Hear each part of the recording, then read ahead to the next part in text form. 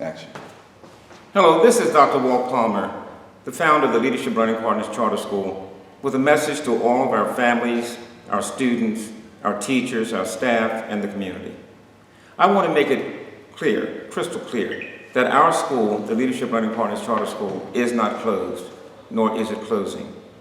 I also want to bring you up to date in terms of what has been happening to our school since April.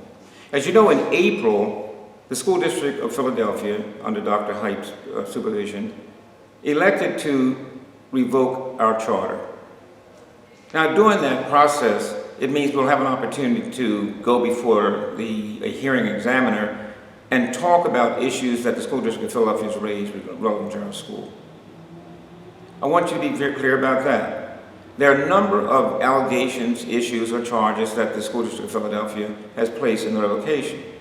But our lawyers have been able to meet every one of those issues and have filed their petition in response.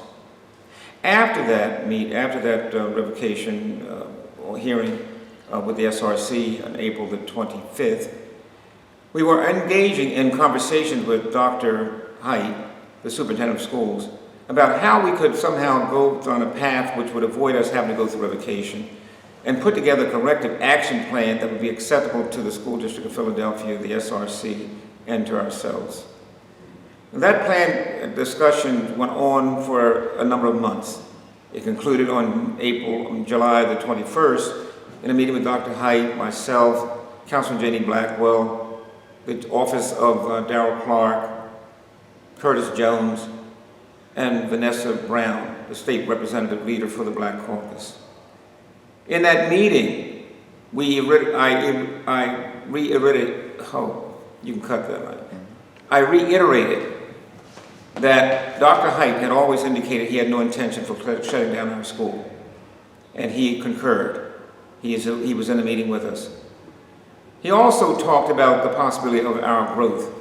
We have 1,300 children, and there was some discussion about us reducing our growth to some appropriate number that worked for us and for the district. I proposed at that time that we maintain our 1,300 children, and that once we are able to get past this year, that what we would do is reduce our numbers by 50 students per year for 5 years. Now, those proposals stopped at that point. Dr. Height and I had one final discussion, and that was about July the 27th or so, when I once again reiterated that same process as a pathway towards resolving our issues.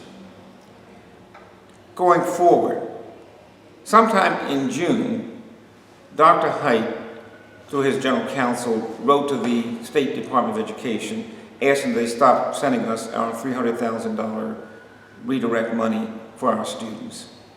Now, they did this June, July, August, September, and we suspect also in October. Now remember, the School District of Philadelphia has always contended that we should never have had more than 675 children. We went through court after court who agreed that we were able to lift the cap and have the children above the cap, until in May, the Supreme Court of Pennsylvania elected to overturn our prior wins. And the court remanded it back to the lower court, basically saying that we had signed a contract in 2005 which said we could only have no more than 675 children.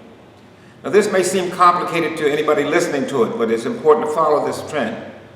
We've gone in court after court, including this most recent one of yesterday, Wednesday, the 24th of September. It is important to note that we have now faced a dilemma because the court, under Judge Nina Padilla Wright, concluded, one, she would not allow us as a subpoena Dr. Height to give testimony on a letter he sent to all 1,300 students, 1,200 parents, 150 staff members, and one which we shared with 100 vendors. They would not allow him to come to the court to testify. She also denied our efforts to get the $1.4 million that the school district owes us. She went further. She would not demand that they stop taking our money going forward. And then she finally concluded from the bench that she wanted us to work with the School District of Philadelphia in all post haste in order to downsize our school to 675 students. Now, we contend that part of what Judge Wright had done was really going beyond her bounds, because we asked her to only deal with the issue of whether or not she could make the district pay us our money. And she made other discussions which was not appropriate, and I made it very clear to the media that it was the case. But we're stuck with the dilemma of having a shortfall of $1.4 million and a shortfall of $300,000 a month as we go forward to try to take care of 1,300 children. The court has ordered us to reconstitute, or at least consider a reconstitution and a restructuring of our school. And we're working with our lawyers and working with others to look at what our options are. But we may very well have to take a look in terms of how do we reconfigure our school going forward. And that is the piece that I want every person to know who hears this, that we're working feverishly to try to figure out how to make this work for all that's involved. There will be some pain on all sides, but the point is, at the end of the day, our school will still be open, we'll still be going forward, we'll continue to fight in order to do the things we've done in the past. But I thank you for your support as in the past. I thank you for the support that you give us currently, and I hope and pray that you'll stick with us going forward.